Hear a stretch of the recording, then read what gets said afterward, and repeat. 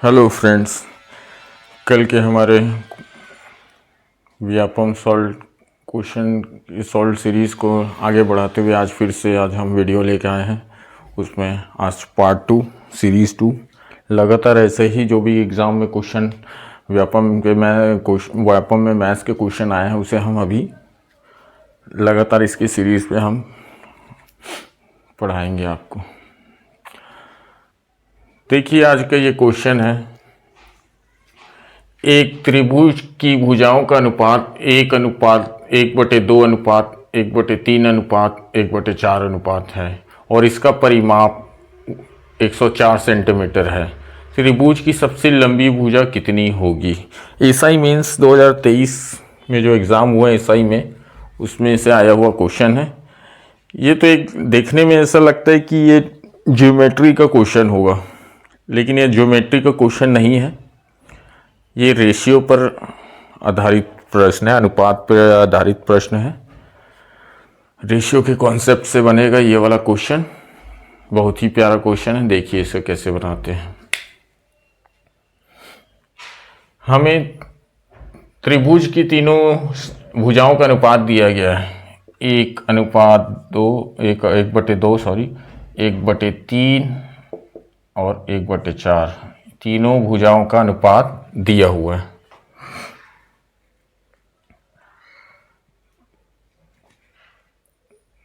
एक चीज आपको बता दूं, कभी भी अनुपात जो है कभी भी नेगेटिव नहीं होता और फ्रैक्शन में नहीं होता है।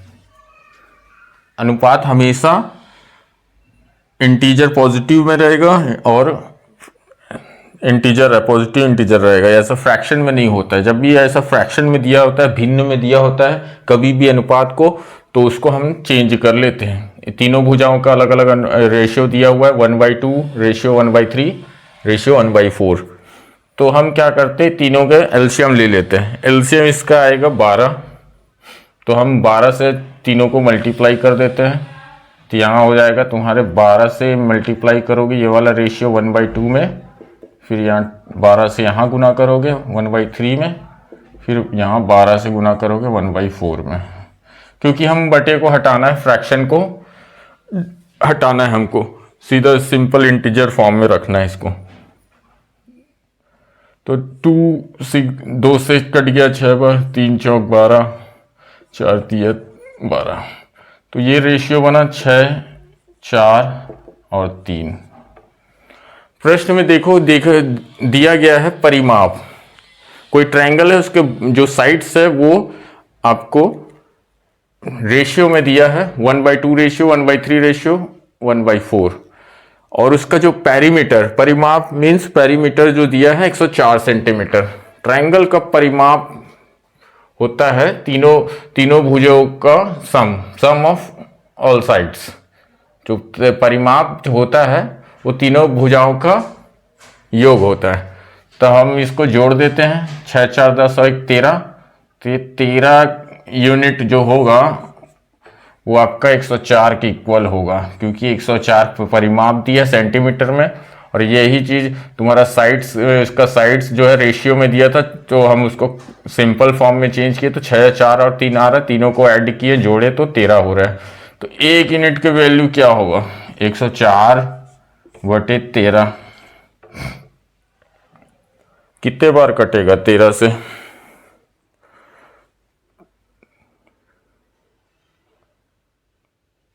8 बार कटेगा। 13 कम 13 13 104 होता है। तो 1 का वैल्यू 8 आया। और हमें सबसे बड़ी वाली भुजा के बारे में पूछा, तो यहाँ सबसे बड़ी वाली भुजा साइड्स कौन सी है इसमें से? ये पहला वाला 6। तो इसकी वैल्यू क्या होगी, 6 × 8, ये हो गया तुम्हारा 48 सेंटीमीटर। यही आपका आंसर है, 48, पहला वाला। ठीक है, इसमें कोई डाउट? बहुत ही इजी क्वेश्चन था ये, इसमें और कुछ नहीं है। क्योंकि पेरीमीटर होता है ट्रायंगल का पेरीमीटर, जो त्रिभुज का परिमाप होता है सम ऑफ ऑल साइड्स होता है, सभी भुजाओं का योग आपका पेरीमीटर कहलाता है। क्योंकि अब त्रिभुज का देखेंगे ऐसे कोई त्रिभुज का परिमाप नापेंगे तो ये वाला साइड ये और ये सरकमफेरेंस जैसे सर्कल का नापते हैं ऐसा, वैसे त्रिभुज का भी इस साइड और इस साइड तीनों का योग हो जाएगा आपका परिमाप। तो इसलिए हमने ये जो इसको रेशियो में दिया था उसको ऐड किया, 6 4 10 और 3 13 यूनिट की वैल्यू 104 क्वेश्चन में दिया था परिमाप परिमीटर।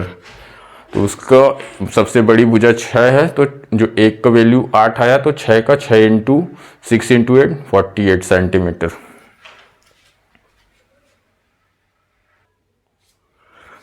नेक्स्ट क्वेश्चन देखते हैं, ये भी एसआई मेंस 2023 में आया हुआ क्वेश्चन है। कार्य और समय, वर्क एंड टाइम चैप्टर का ये एक क्वेश्चन है। क्वेश्चन में लिखा है एक व्यक्ति एक कार्य को 5 दिनों में कर सकता है। एक व्यक्ति एक कार्य को 5 दिनों में कर सकता है, लेकिन वह अपने मित्र के साथ उस कार्य को 3 दिनों में कर सकता है। तो उसका मित्र अकेले उस कार्य को कितने दिन में कर सकता है। वर्क एंड टाइम का बहुत ही अच्छा क्वेश्चन है। देखिए इसमें एक व्यक्ति एक कार्य को 5 दिनों में कर सकता है। एक व्यक्ति ए हो गया, वो 5 दिनों में कर सकता है कोई कार्य को, ठीक है, 5 डेज। लेकिन वह अपने मित्र के साथ उस कार्य को 3 दिन में कर सकता है। अपने मित्र के साथ, वो अकेले करता तो 5 दिन में करता, लेकिन अपने फ्रेंड के साथ मिलकर वो काम को 3 दिन में कर सकता है पूरा। तो पहला व्यक्ति ए और किसी दूसरे व्यक्ति के साथ मिलकर काम किया, वो ए प्लस बी, और ये कितने दिन में किया, 3 दिन में। तो पूछा ये है, तो उसका मित्र अकेले उस काम को कितने दिन में कर सकता है। देखो पहला व्यक्ति 5 दिन में किया है, लेकिन उसके दोस्त के साथ मिलकर, बी उसका फ्रेंड है, ए के साथ बी मिला, तो वो दोनों मिलकर काम किए, तो वही काम को 3 दिन में पूरा कर दिया। अकेले करता तो ज़्यादा लगता, 2 जन मिलके किए तो काम जल्दी हो गया, उससे कम दिन में। तो दोनों का टोटल वर्क कितना निकलेगा, 15। एलसीएम लेते हैं दोनों का, तो इसका टोटल वर्क जो होता है, टोटल वर्क 15 आया। ये मतलब कुल कार्य 15 डेज आया। तो इसकी इफिशियंसी एक दिन में 3 की है, 5 दिया 15 से कटा, 3 5 15। तो एक दिन में इफिशियंसी, ए की इफिशियंसी, जो ए की इफिशियंसी है कार्य क्षमता, वो 3 है। एक दिन में वो 3 यूनिट काम करता है, और ए प्लस बी मिलके एक दिन में 5 यूनिट काम करते हैं, उसकी कार्य क्षमता 5 है। लेकिन हमको पूछा है उसके मित्र का, तो हमें उसके मित्र की एफिशिएंसी चाहिए। ये जो एफिशिएंसी है ये ए प्लस बी है, ये दोनों की एफिशिएंसी 5 है। यहां देखो ए का एफिशिएंसी कार्य क्षमता, ये कार्य क्षमता होता है, कार्य क्षमता, ए की कार्य क्षमता 3 है, 3 प्लस बी इक्वल टू 5। तो बी का कार्य क्षमता आएगा तुम्हारा 5 माइनस 3, 5 में 3 गया 2, तो बी की कार्य क्षमता आई 2। क्योंकि ये तो उसके अकेले की कार्य क्षमता, एक दिन में 3 यूनिट वो काम करता है। यदि 15 उसका कुल कार्य करना है उसको, तो एक दिन में वो 3 यूनिट काम करता है। 15 यूनिट टोटल वर्क है, तो 3 यूनिट वो ए अकेले ही एक दिन में करता है। ए प्लस बी अपने फ्रेंड के साथ मिलकर वो एक दिन में 5 यूनिट काम करता है। तो वो पूछ रहा है कि अकेले उसका मित्र कितना दिन में करेगा।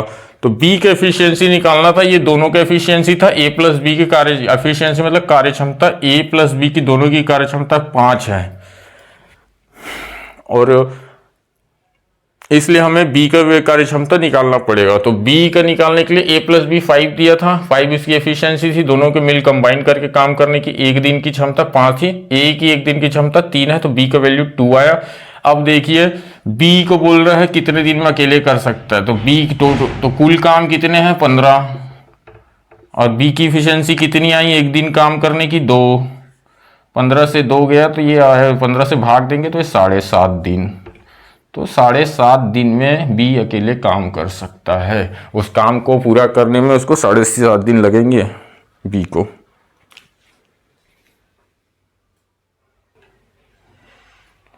नेक्स्ट क्वेश्चन देखिए, ये परसेंटेज का क्वेश्चन है, बहुत सिंपल सा इजी क्वेश्चन है। यदि x माइनस वाई के 50% तथा x प्लस वाई के 30% के बराबर है तो x y के कितना प्रतिशत है। देखिए इसमें x माइनस वाई का 50% बराबर x प्लस वाई का 30%, दोनों बराबर है। तो पहले तो इसी को सॉल्व करते, फिर एक्स वाई का कितना बाद में देखेंगे, एक्स वाई का निकलेगा तो एक्स, तो पहले देखिए ये परसेंटेज से परसेंटेज काट सकते हैं, कोई मतलब का नहीं, इसको बटे अपॉन 100 लिखते हैं। ये 100 दोनों साइड 100 है, ये तो ऐसे ही कैंसिल आउट हो जाता है। तो एक्स माइनस वाई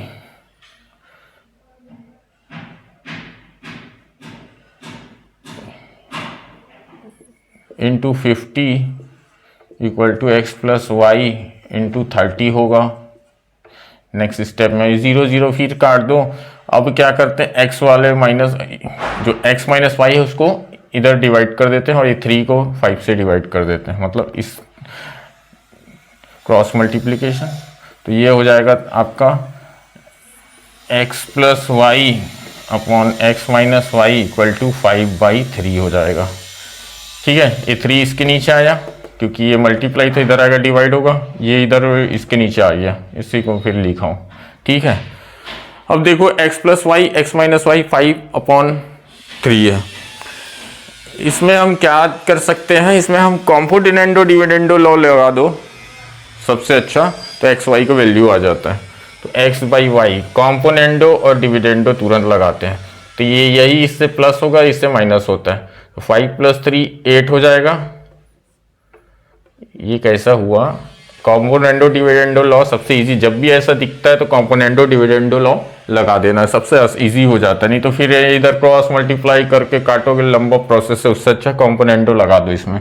तो ये नीचे वाला ऊपर में प्लस होकर लिख करते हैं, यही नीचे वाले को नीचे में माइनस करके लिखते हैं, यही कॉम्पोनेंडो डिविडेंडो लॉ है। X by y equal to आ जाएगा आपका 8/2, तो ये कट के हो जाएगा 4/1।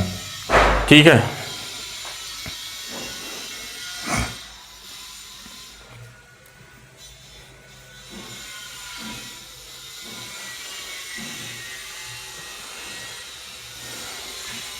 अब वो क्वेश्चन ने बोला एक्स वाई के कितने प्रतिशत है, एक्स वाई का कितने प्रतिशत है।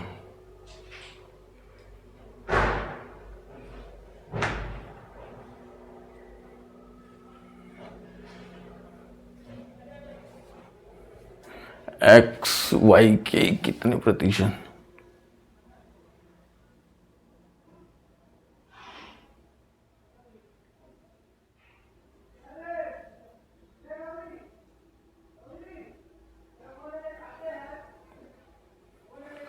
ये थोड़ा सा उल्टा हो गया है। एक्स वाई एक्स के कितने प्रतिशत है होना चाहिए, क्वेश्चन में थोड़ा गलत लिखा है। वाई एक्स के कितने प्रतिशत है, वाई एक्स के कितने प्रतिशत है, तो वाई का वैल्यू 1 आया और एक्स का 4 आया, तो 1/4 इंटू 100 कर दो, तो तुम्हारा आएगा 25% आंसर। वाई एक्स का कितना प्रतिशत है, तो वाई का वैल्यू 1 था, तो एक्स के कितना प्रतिशत बोले, इसलिए एक्स मतलब 4 है इसकी वैल्यू, तो 1/4 आएगा, क्योंकि एक्स का कितना वैल्यू है वाई, तो वाई एक्स का कितना है, वाई एक्स का कितना परसेंट है, तो 1/4 इंटू 100 25% सॉरी।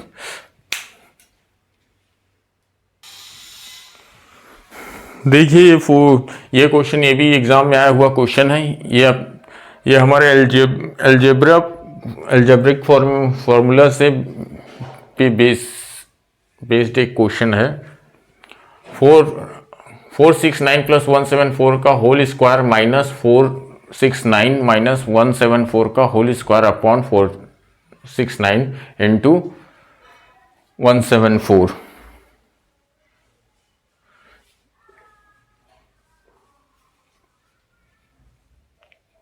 इसको ऑप्शन भी दे देते हैं, 2 4 695 243। ये एग्ज़ाम में ही आया वाला क्वेश्चन है, मैं अलग से कहीं से बुक से नहीं बताया हूँ, ये एसआई मेंस में ही आया हुआ क्वेश्चन है। तो ये अलजेब्रा के जो बीजगणित होते हैं उसमें जो फार्मूला बेस्ड होते हैं वो वाला क्वेश्चन, उसके ऊपर आधारित प्रश्न है। देखो इसको हम ऐसा a प्लस बी का whole square minus a minus b का होल स्क्वायर ऐसा तो लिख सकते हैं, और a इंटू बी सेम है, जैसा सेम आइडेंटिटी दिया हम ए बी से रिप्लेस करके लिख दिए। जब a प्लस बी का whole square minus a minus b का होल स्क्वायर माइनस करेंगे तो क्या आता है, उसका जो रिजल्ट क्या आता है करके देख सकते हैं। A square plus b square plus 2ab minus a square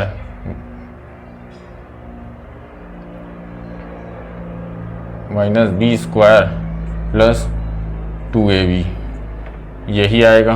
मैं माइनस डायरेक्ट ब्रैकेट से खोल दिया है ना, a इंटू बी नीचे में दिया हुआ है। देखो ए स्क्वायर प्लस माइनस कट गया, बी स्क्वायर कट गया, ऊपर 2ab और 2ab बचा 4ab अपॉन ए बी से ab कट गया, इसका आंसर 4 आया। सेम आइडेंटिटी है, सेम चीज़ आप रखोगे वही 4 ही आंसर आएगा, पूरा करके बताने की ज़रूरत नहीं है। और ये तो मैं जो अलजेब्रा का फॉर्मूला है उसके बेसिस पे ही, उसके आधार पे ही बनता है ये वाला क्वेश्चन, उससे फॉर्मूला बेस्ड क्वेश्चन है, बहुत ही इजी क्वेश्चन था ये वाला।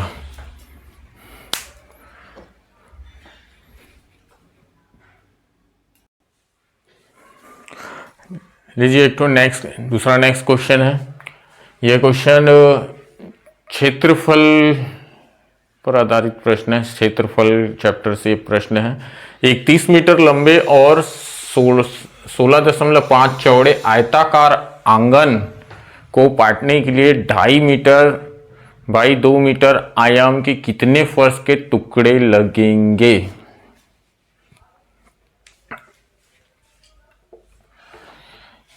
ये मेंसुरेशन का क्वेश्चन है। मेंसुरेशन आयताकार मतलब रेक्टेंगल के बारे में दिया गया है। रेक्टेंगुलर एक आंगन है तो उसका जो डायमेंशन 30 मीटर और 16.5 मीटर दिया हुआ है। उसका लेंथ इतना और विड्थ इतना है। रेक्टेंगुलर शेप का एक आंगन है, उसको पाटने के लिए उसको 2.5 मीटर इंटू 2.5 बाई 2 मीटर के डायमेंशन के कितने फर्श के टुकड़े लगेंगे ये पूछ रहा है। तो हम एरिया निकालेंगे और जो फर्श का जो एरिया आएगा उससे डिवाइड कर देंगे, जितना आएगा उतने टुकड़े लगेंगे। तो देखो आंगन का, आयताकार आंगन का जो क्षेत्रफल होगा, क्षेत्रफल आयताकार है ना, रेक्टेंगुलर आयताकार है, तो आयताकार का क्या होता है क्षेत्रफल? लेंथ इंटू ब्रेड्थ होता है, लंबाई गुनी चौड़ाई। तो 30 मीटर इंटू 16.5 मीटर, ठीक है, 16.5 मीटर, 16.5 मीटर। अब जो फर्श का डायमेंशन है, फर्श का जो लंबाई चौड़ाई दिया है, कितने बाई कितने का लगाना है फर्श? 2.5 गुणित 2 मतलब 5 मीटर, 5 मीटर स्क्वायर है ना। इतने साइज का फर्श लगेगा। तो कितने फर्श लगेंगे पूछ रहा है। तो फर्श कितने लगेंगे, नंबर ऑफ फर्श, तो फर्श कितने लगेंगे? फर्श जो आंगन का जो डायमेंशन था उसका जो वो आया एरिया, ये पॉइंट को हटा के नीचे 10 कर दिया हूँ, 16.5 था, पॉइंट को हटा के नीचे 10 लिख दिया, और इधर 5 फर्श थे। ये जो 10 आया इस दशमलव को हटाकर लिखा, और 5 जो फर्श का जो डायमेंशन था, जो एरिया था फर्श के, जितने साइज के फर्श लगेंगे वो 5 मीटर स्क्वायर के फर्श लगेंगे, इसलिए 5 से भाग देंगे। तो 5 छक्के 30, 5 छक्के 30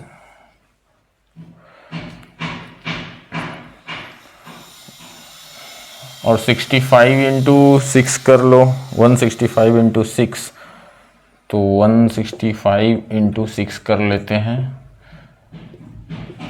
6 पंचे 30, छः छः 36, 9 3 तो 990, तो 990 आया। और नीचे का में एक ठो 10, नीचे का 10 तो बचा ही था ना, ये शून्य से शून्य कट गया। ये 99 फर्श आपको आंगन में लगाने पड़ेंगे।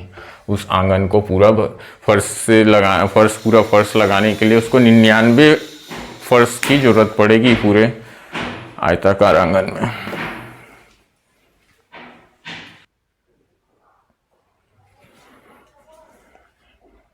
देखिए नेक्स्ट क्वेश्चन है, ये लाभ और हानि का बहुत ही बेहतरीन क्वेश्चन है। ये भी एसआई मेंस 2023 में आया हुआ क्वेश्चन है। इस क्वेश्चन को देखिए, बहुत ही अच्छा क्वेश्चन है ये।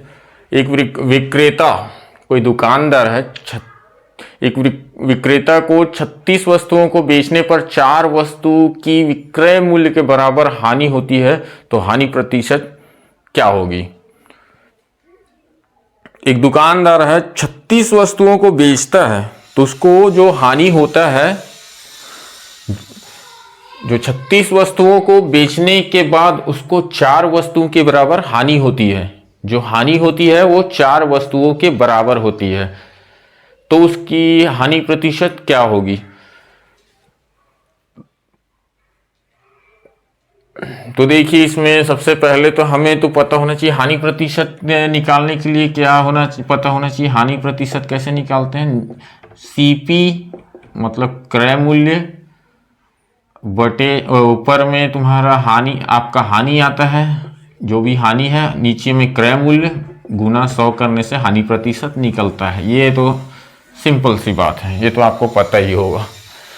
लेकिन यहाँ पर जो हानि दिया है वो एसपी के ही फॉर्म में दिया है। 36 वस्तुओं को बेचने पर, मतलब एसपी तो आपका दिया ही है, 36 वस्तु है, और जो आपको लॉस हुआ है, एसपी मतलब विक्रय है ना, और जो लॉस हुआ है, हानि हुआ है, वो 4 एसपी के जो बेचने वाले 4 वस्तु की, जो 4 वस्तुओं की बेचने की मूल्य है उसके बराबर की उसकी हानि हुई है, तो हानि 4 हुई है। तो हमारे एससीपी जो विक्रय, सीपी मतलब कॉस्ट प्राइस, क्रय मूल्य, तो सीपी क्या होगा?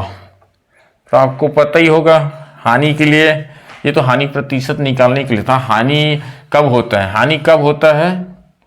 हानि कब होगा? जब हमारा क्रय मूल्य बड़ा होता है, क्योंकि हमने क्रय मूल्य में खरीदा था कोई वस्तु, लेकिन हम जब बेचे तो उसको क्रय मूल्य से कम में बेच दिए, इसलिए हमको हानि हो गया। तो ये वाला, तो हानि का फॉर्मूला ये है कि सीपी माइनस एसपी होगा, तब हमें लॉस होता है, लॉस।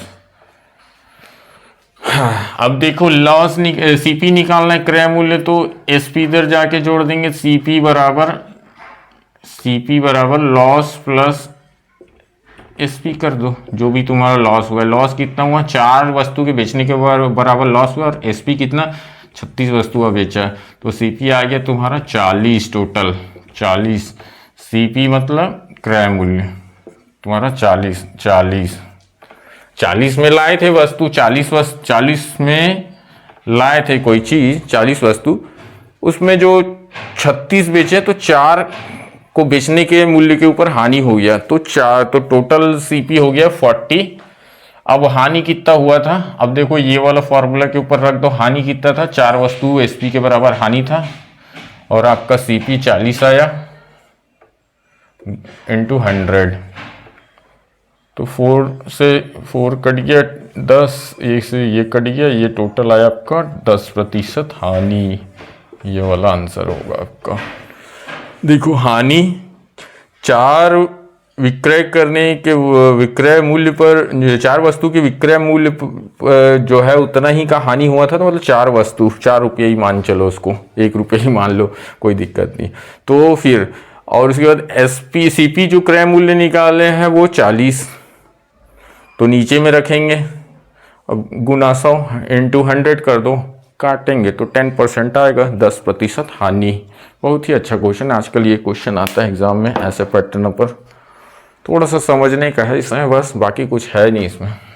या बस ये फॉर्मूला याद होना चाहिए, ये थोड़ा सा SP CP माइनस वाला हानि का करे ऐसा, फिर उसका क्योंकि हमें कॉस्ट प्राइस तो निकालना ही पड़ेगा, हानि प्रतिशत पूछा है तो कॉस्ट प्राइस निकाले, हानि तो 4 के बराबर हुआ था तो 4 लिखे, हाँ कॉस्ट प्राइस 40 आया, काट दिए 4 एकम 4, 4 दहम 40, 0 0 कटा, 10% आपका लॉस परसेंटेज आया।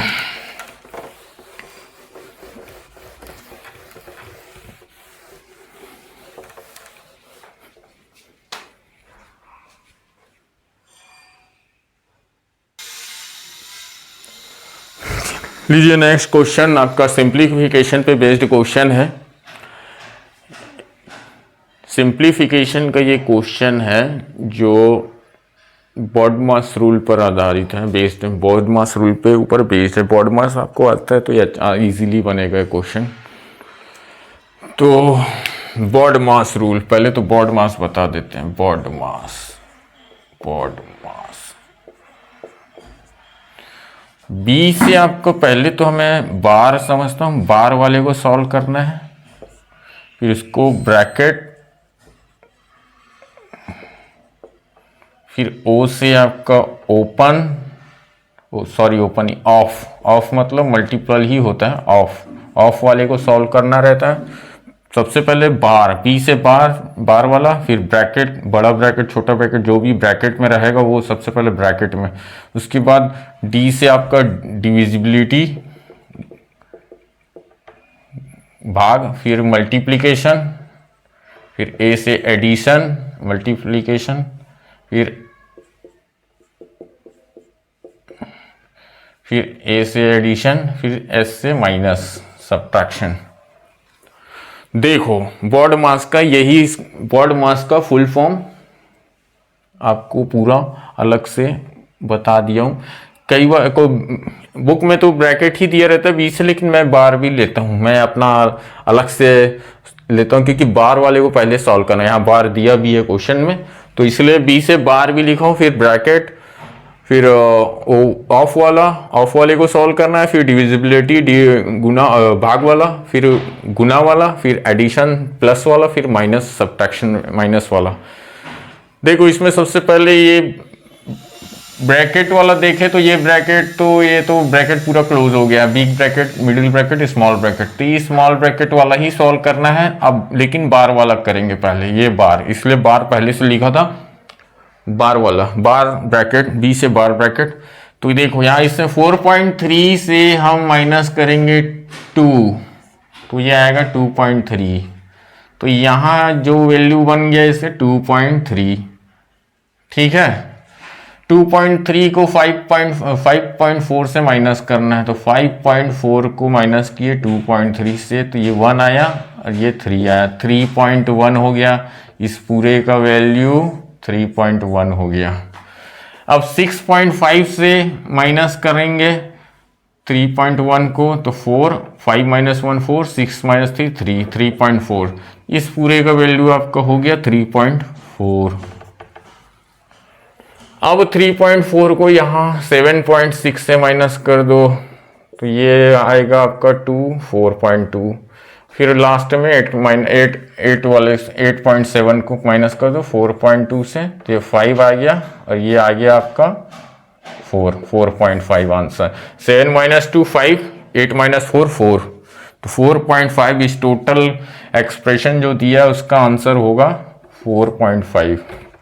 बस माइनस ही करना, कुछ है नहीं इसमें, बस ये बार लगा था वो कंफ्यूज करने, जिसको नहीं पता उसको थोड़ा कंफ्यूज होते बार को करना क्या रहता है।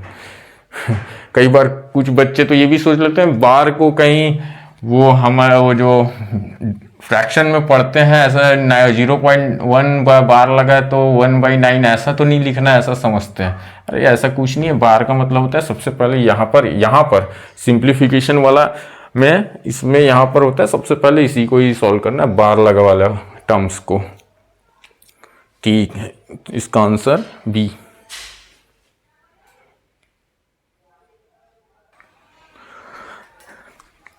नेक्स्ट क्वेश्चन एज रिलेशन, एक और क्वेश्चन जो एसआई मेंस में आया था 2023 में, एज रिलेशन, आयु संबंधी से यह क्वेश्चन बहुत ही अच्छा क्वेश्चन है ये। SI मेंस में आया हुआ क्वेश्चन। चलिए इसे सॉल्व करते हैं। एक व्यक्ति अपने पुत्र से 24 वर्ष बड़ा है।